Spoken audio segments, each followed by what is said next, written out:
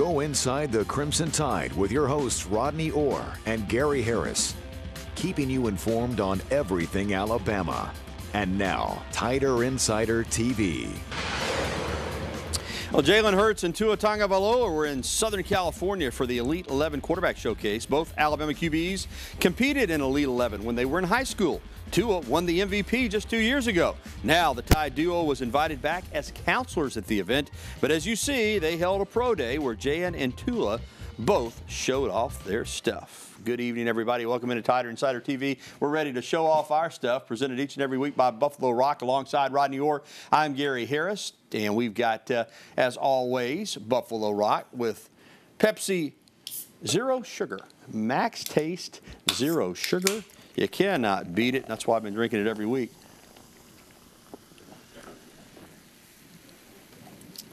In fact, all the great Pepsi products are top-notch, but I'm telling you what, that zero sugar, it's kind of got me hooked a little bit because I like the no-calorie aspect, I can tell you that. Well, Rodney Tua was joined by his brother Talia at the event. Talia reached the Elite 11 finals and will compete at the opening in Dallas coming up soon. Another Bama commitment, Paul Tyson, was at the Elite 11 as well. Rodney, I know it's really just a summer showcase, but it's generated a lot of interest and a lot of coverage throughout the years. How much stock do you put in the performance of the quarterbacks at these type of events, specifically this one, which is so high profile? Well, you know, I'm kind of iffy on that. Listen, it's not football. Let's be honest. Right. I mean, it's when they get out on the field, how do they perform? You know, some of these guys, you take Jalen Hurts, for example. It may not be his best setting because he has skills, Gary, that you use that you don't use in this type of situation. But, again, I think it's good in terms of developing some competition, learning some things, working on footwork, as you saw there. You know, again, competing against some of the top guys in the country, I think it's always good. Everything that I read coming out of this, and I've talked with a couple of people too that cover recruiting, is that Talia is probably more college ready right now. But Paul Tyson, that 6'4", 220-pound frame, has a ton of potential. All in all, the feeling is that Alabama really just hit the jackpot with these two quarterbacks in this signing class. Well, I think it's always difficult to get two outstanding quarterbacks. Fortunately, there are two in this state this year that are really that good. Of course, there's another one, too, now. Yeah, Bo Nix. Patrick Nix's son, yeah. He's a fantastic He's big time, prospect. too. Yeah. Yes, he is. And but, you know, both these guys certainly have a lot of potential. You mentioned Paul Tyson there. You see him. And, again, Gary's got the size. He's got a solid arm, can fill out. You look at Talia. He's just, you know, let's just put it like everyone else puts it. He's almost like a right-handed version of his brother. And, you know, one thing, too, that came out of this, talking with some folks that covered it is, and listen, I think all the young men out there were pretty respectful, but these recruiting evaluators were really impressed with Paul Tyson and Talia Tagovailoa in terms of their character, in terms of how they dealt with the media, all the interviews that they did. You know, that's a big part of it now in college football, as we've seen with both Jalen and Tua. You've got to be able to handle the spotlight, particularly at a program like Alabama, Rodney. I think that's something that Nick Saban considers when he recruits a quarterback. Yeah. Can they handle the spotlight here? Well, that's really big. Can you handle the spotlight? Again, I think it's one of the most difficult positions in all of sports to play is the quarterback at Alabama. If you can handle all the stuff that goes on around you, you know, that's a big part of it. So those two guys, you'd kind of expect that because they've kind of been in the limelight all their lives. You know, Paul Tyson being Bear Bryant's great-grandson, and as well as Talia growing up with his brother. So they're kind of accustomed to it. And like you said, throw Bo Nix into the mix. He's going to Auburn. Some years you don't have one elite quarterback in the state. This year you got Most three. Most years you don't have one. And you got three elite quarterbacks, and they're going to Alabama and Auburn. Well, it seems like we have to address the SEC graduate transfer rule practically every week, but now finally, we have clarity. Like it or not, the conference has chosen to change the rule, allowing players to use the graduate transfer option within the conference. So Brandon Kennedy, basically from Alabama, is now free to transfer to either Auburn or Tennessee and play immediately.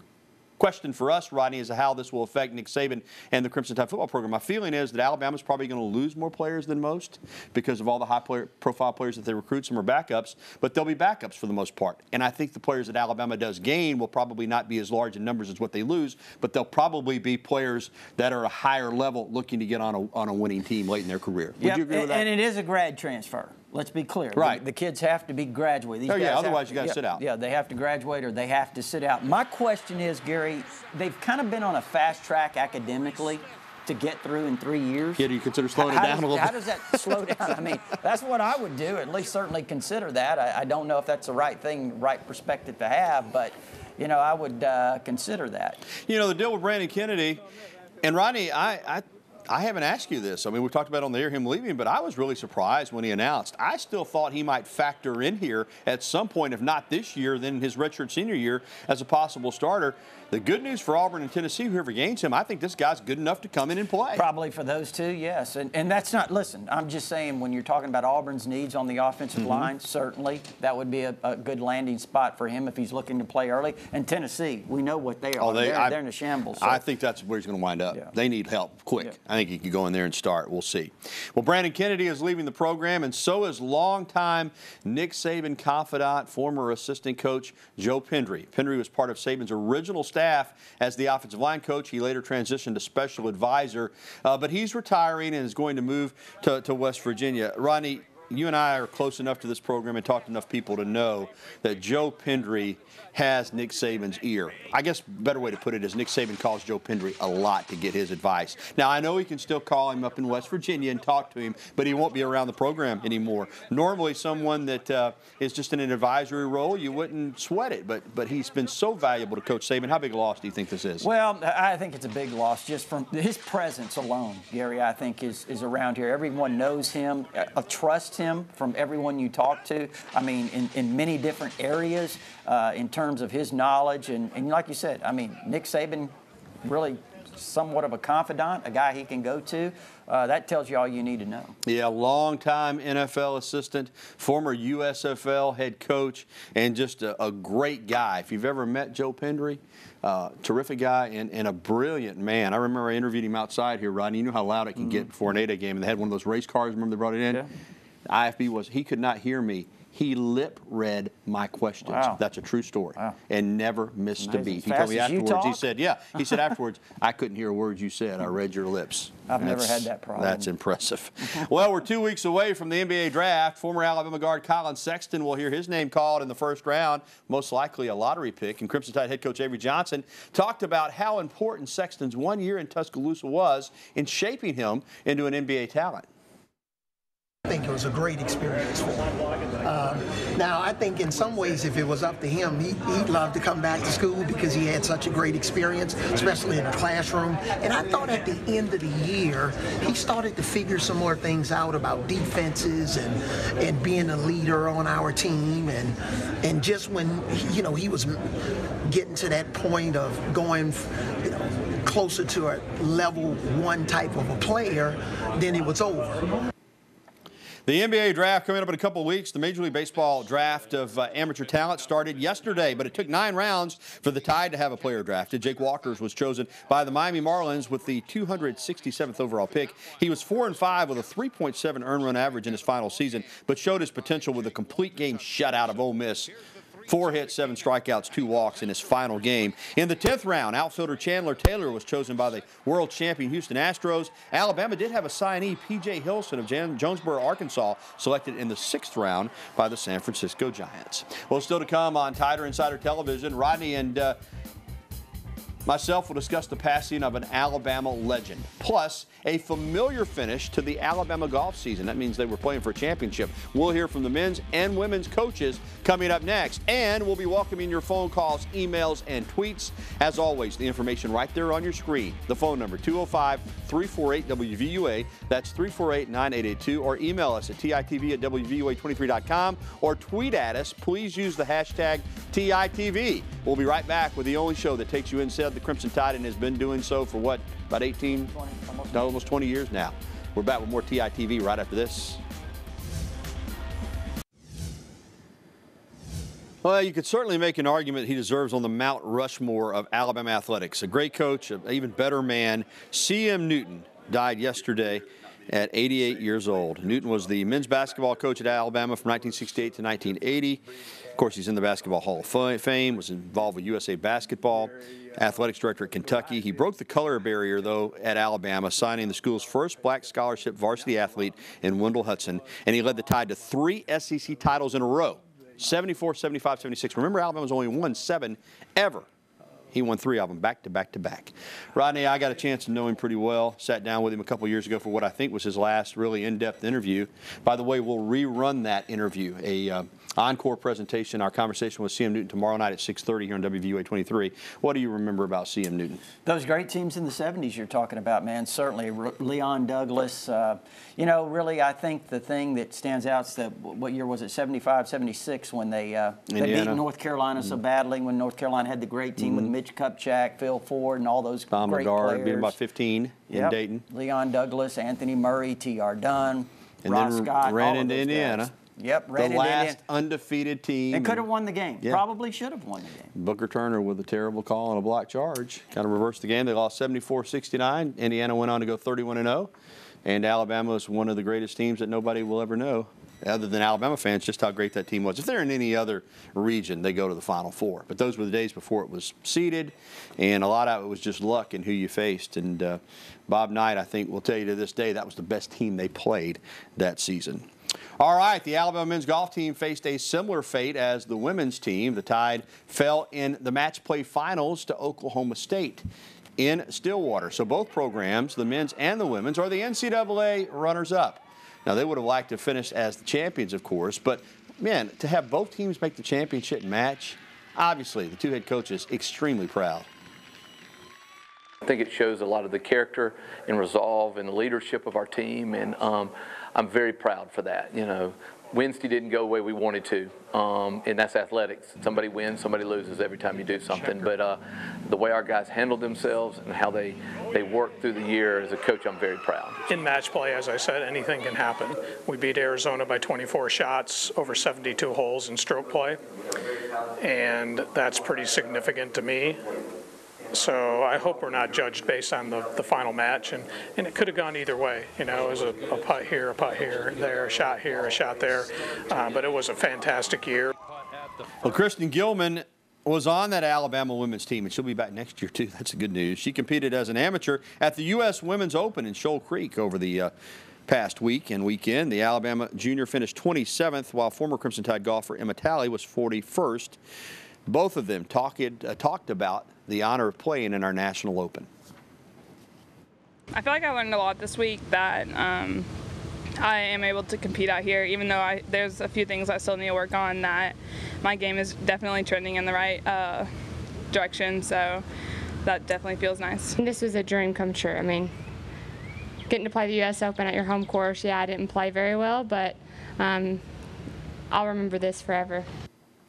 We also want to send along our best wishes to former Alabama men's golfer Bud Colley, now on the PGA Tour. Colley was injured in a one-car accident on Friday night near Dublin, Ohio, where he was competing in the Memorial. He suffered broken ribs, a broken leg, and a collapsed lung.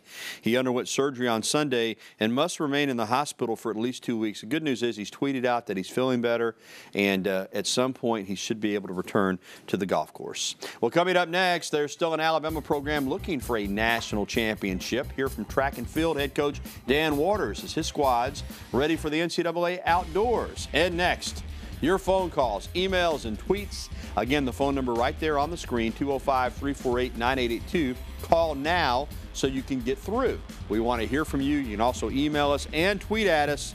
We'll be right back with the show that takes you inside the Crimson Tide, the award-winning Tider Insider TV. Great group going, both men and women, and just kind of a culmination of a great year for us so far, and looking forward to seeing how we compete. That's one of the things I've been the most proud about our team all year long, is the way they've competed and answered the bell every time we've asked them to. They've shown great focus and determination all year long. The NCAA Outdoor Championships start tomorrow in Eugene, Oregon. Bama has 14 individual qualifiers and 2 relay teams in Eugene. The men have the second most scoring opportunities of any school. In other words, they got a chance to win the national championship after winning the SEC championship in outdoor already this season. All righty, let's head to the phone lines. First up is Philip down in Clanton. Philip, you've been eating some of them good Clanton peaches. Are they in yet in Chilton County? They are. Good. July is usually when they're the best, and then early August, but they're already in. I had a quick comment and a question on the graduate transfer rule. I'm not as optimistic as some Alabama fans. I believe that the type of players that Alabama would be interested in would be guys that are probably already starting at other places and not looking to transfer. But my question is, does this allow teams to initiate contact and to openly recruit from other teams? I don't think so. I don't think it does. I mean, that doesn't mean it won't be done, but I don't think that another coach at a school can contact a current player and initiate contact with them. Now, once that player has graduated and has said, I want to transfer, then I'm sure it's probably free reign. There's a process to but it, while they're playing and have eligibility left at that school, I don't think that. I think that's against the rules, Rodney. Yeah, there's a process to it, but you know, I don't like it myself. I've said this repeatedly. I think that, you know, when you have transferring within the conference like that, I think if you, again, even if they're grad transfers, Gary, I just don't like the idea. Partly because some of these guys already have relationships through recruiting, like Kirby Smart, for example. Yeah. And when he left, Jeremy Pruitt, they recruited Mo Smith. Well, here's the deal. Nick Saban, I don't think liked it either, and that's probably why it got changed. Any rule that Nick Saban isn't a favor of, you can bet whether it's the SEC or the NCAA, they're going to beat down the bushes trying to get it passed. But it doesn't seem to slow down Nick Saban. And as far as the point about, I know what you're saying if somebody's starting somewhere, but imagine this. Say you got a guy at a school, played 3 years, they've been 6-6, 5-7, 4-8. He's a great player. He wants a chance to win a championship. He's going to look at Alabama. There's a starting defensive lineman from Notre Dame that's now, and I understand it's not in the conference, but still, you're talking about on a good team that's a quality player transferred to Georgia. Yeah, so it can happen. All right, let's stay here in T-Town and talk with our buddy CB. CB, what's going on, man? Tell y'all, man, you all spoke mighty highly of Coach Newton. He was a good one and stand-up guy, and he had some real good teams and hired by one of my favorite coaches ever, Coach Paul Bear Bryant. That's right. Of course, he hired some good ones, didn't he? Yes, he did. He's a fine one. Thank y'all. Yeah, Coach Bryant knew what he was doing when it came to hiring coaches, not just football coaches, CB, right? He hired great coaches across the board. He wanted to win in everything, and that's an Alabama tradition that continues. And you're right about Coach Newton, CB. He was a fantastic gentleman. Let's get an email in. This is from Andrew, who wants to know about Alabama basketball recruiting on the men's and the women's side. Provide the names and positions of men and women who have already committed to play basketball at Alabama. The 2000 upcoming class coming in as freshmen: Andrew, Jared Butler, a point guard from Louisiana, Deontay Wood, a small forward from Anniston, and Javion Fleming, a center from Mississippi. They're all coming in. Some players they're recruiting for the next cycle, and I can't name them all, but names to watch: Trenton Watford, Cairo Lewis, Jaquan Walton, and Jawan Gray. On the women's side, a great signing class, ranked highly in the country, and I'm not going to have time to give you every little bit tidbit, but Gabriella Crawford, a forward, is coming in. Megan Abrams, a point guard. Hannah Barber from nearby Homewood High School, a great point guard, is coming in. These are all signed. Deshae Benjamin, a guard. Allie Craig Cruz, an in-state product from Lauderdale County. Tanaya Worth from out in Georgia, and Shelby Gibson, a transfer from Ole Miss, who is already a double-digit scorer in the SEC. She's transferring in. She'll sit out one season and then be eligible. So basketball recruiting is looking great. We'll be back with more right after this. Welcome back to TITV alongside Rodney Orr. I'm Gary Harris. Right back to the phone lines. Plateau and Panorama is with us. Hadn't heard from you in a while there, Plateau. What's been the problem? Hey, thanks for having me back. I got a quick observation I'd like both y'all to expand on. It looks like the way our numbers are going in football recruiting, this looks to be a line of scrimmage year. It looks like probably more than half of our signing class are going to be both lines of scrimmage. And Gary, let me get you to expand on something on softball. I know you get some softball calls.